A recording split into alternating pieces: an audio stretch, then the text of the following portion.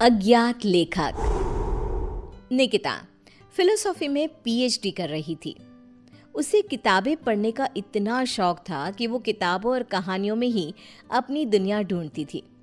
निकिता जब ग्रेजुएशन में थी तो उसने एक किताब पढ़ी थी, वर्ड्स नॉट सेड।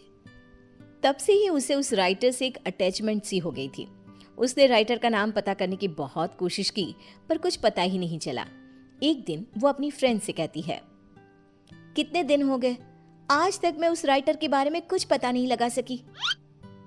आज तक तो वहीं अटकी पड़ी है, किताबों की दुनिया को वहीं तक छोड़ दे बहन, कुछ नहीं रखा उसमें। फिर तो तुझे कुछ पता ही नहीं।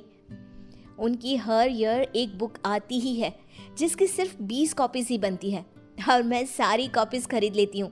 चल तुझे दिखाती हूँ। निकिता प्रिया को स्टोर रूम में लेकर जाती है। रूम बिल्कुल ठंडा। प्रिया को ऐसा महसूस होता है जैसे वो यहाँ पहले आ चुकी है।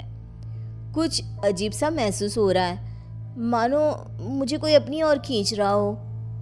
कमरे में चारों तरफ गुफ अंधेरा। अपने फोन की फ्लैश लाइट ऑन कर निकिता फोन को चारों तरफ घुमाती है।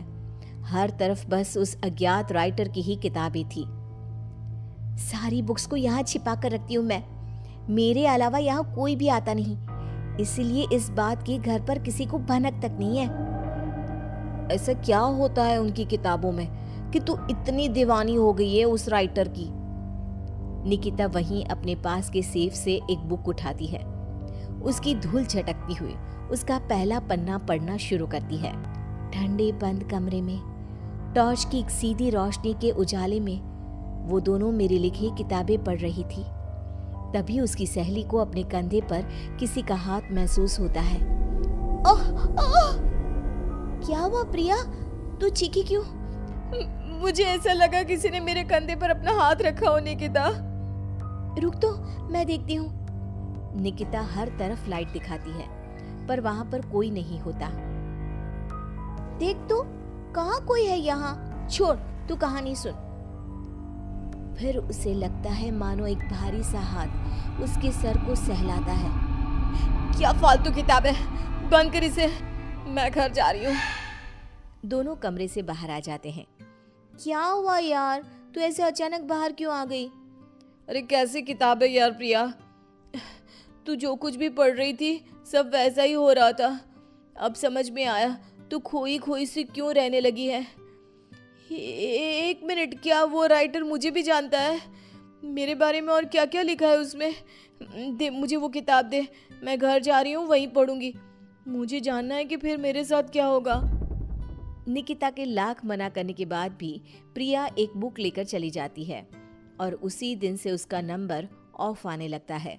अगली सुबह निकिता को अपने घर के गेट पर ही वही बुक एक एनवलप में रैप्ड मिलता है। एक हफ्ते तक प्रिया की कोई खबर नहीं मिलती। निकिता किताब का पन्ना पलटती है जहां प्रिया के गायब होने के बाद टू बी कंटिन्यूड लिखा था। अब मैं नेक्स्ट पार्ट का वेट नहीं कर सकती। प्रिया मेरे कारण ही गुमशुदा हुई है, पर मैं क्या करूं? निकिता एनवलप में आए बुक को खोलती है जिसमें एक एड्रेस होता है, एक ऐसी जगह जिसका नाम गूगल पर भी मौजूद नहीं था। पर निकिता बस पकड़कर निकल पड़ती है। पालनखेत, पालनखेत। ये तो वही जगह है। मंजिल ने राही को ढूंढ ही लिया। निकिता जैसे ही बस से उतरती है, बस गायब हो जाती है। लगता है ये बस मुझे यहाँ लाने के लिए ही आई थी। निकिता रोड से जंगल की ओर बढ़ती है। अंदर चलते हुए उसे एक खंडर दिखता है जिसके अंदर वो जाती है। अंदर उसे एक लड़का डायरी लिखते हुए दिखता है। अरे आ गई आप, आइए आइए। आप ही है वो राइटर? मुझे बताइए कहाँ है प्रिया? वहां देखो। निकिता देखती है कि दीवार पर प्रिया की तस्वीर लगी हुई है जिस पर हार चढ़ा हुआ है। प्रिया की फोटो के साथ वहां कई और लोगों की तस्वीरें भी थी। ये सब क्या है? मेरी कलम श्रापित है, मैं ना भी चाहूं तो भी ये चलेगी। जिस किसी का जिक्र ये करती है उसे मार कर ही दम लेती है। ये सिलसिला शुरू हुआ था जब मैं 16 साल का था। एक नदी के किनारे मुझे ये पेन मिली। मैं इसे अपने कबर्ड में रख कर भूल गया। फिर एक दिन अचानक कबर्ड से लाल रोशनी आई मैंने उसे खोला तो पेन चमक रही थी और इसने लिखी मौत की दास्तां। मेरा सब कुछ इसने छीन लिया, सब कुछ। मैंने उसे खत्म करना चाहा, पर नाकाम रहा। मैं सब कुछ छोड़कर जंगल में रहने लगा, पर यह तब भी नहीं रुकी। तो इसे रोकेगा कौन?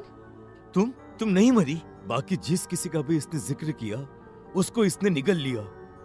तुमने मेरी सारी बुक्स पढ़ी, उसे संभाल के रखा, पर तुम्हें कुछ नहीं हुआ। तुम ही वो मसीहा हो निकिता।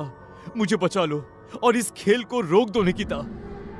निकिता पेन उठाती है। उसके पेन को पकड़ते ही एक औरत उड़ती हुई आती है और पीछे से उसे लिपट जाती है। उसके शरीर से खून बहे जा रहा था। खुले बाल, झुर्रियों से भरा उसका चेहरा बड़ा डरावना लग रहा था।